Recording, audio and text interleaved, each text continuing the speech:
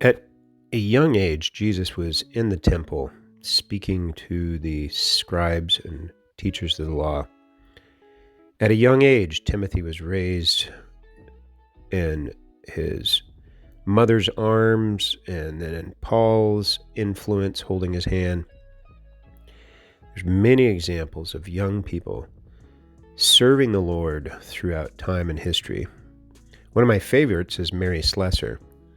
When her father passed away, or even I think when he was still alive, torturing the family, alcoholic, she was busy doing the work of an evangelist, and one time got her face cut open by a guy who didn't like what she was doing. And she was eventually able to, I'm being corrected here, say again? Oh, so Charlotte, Joanna's middle name is Mary Slessor, so I should listen to the expert here. But it was after her dad died that she became a believer. But anyway, before I was rudely interrupted by, I guess, somewhat important fact, she went on to continue to serve the Lord in any way she could as a young person.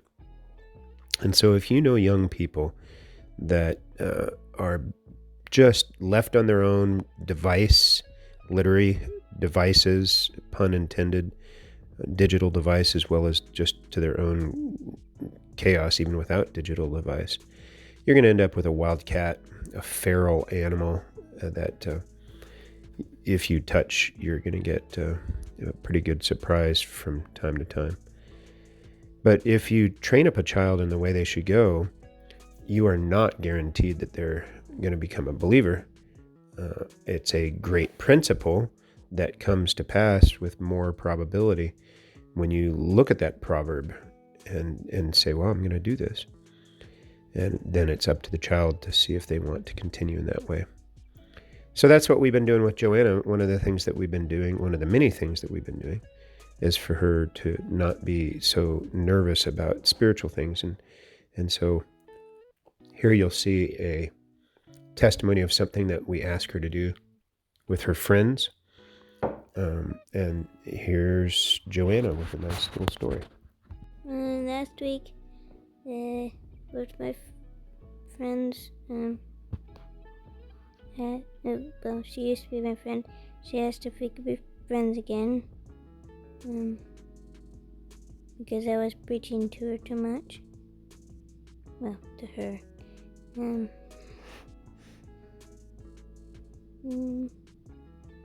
She asked if we could be friends again, and I said I'll keep preaching to you. But yeah. And the interesting thing about this friend is that she comes from a Baptist family, and her mom, when the conflict happened a year ago, what did her mom say? We're too young to be preaching to each other. And she wouldn't even talk with Charlotte about it, would she? No. No. So she just was zipping the lip and wanting to just make everything magically disappear. So we'll see how things go. But what an exciting thing that she came and she said she was sorry. And she's your age too. She's 12 or 11, right? She's 11, I think. Wow, wonderful. Well, good.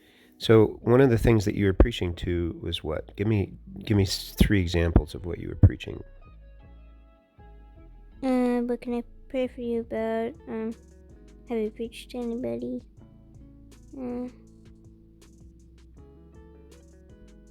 Have you drawn near to God this week, and how has he drawn near to you? No.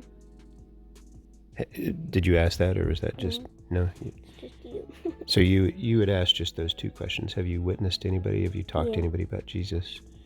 And what could you pray for her about? So she considered that too much, and that you threatened her by those 2 questions. Try adding that one. One question that I've heard you ask friends has been, well, what's your favorite thing about Jesus? Did you ask her that maybe? Maybe once or twice. Sure, good. And that's kind of what we like to do, Joanna, is we like to ask people, well, hey, Have you drawn near to God this week? Have you ever met Jesus this week?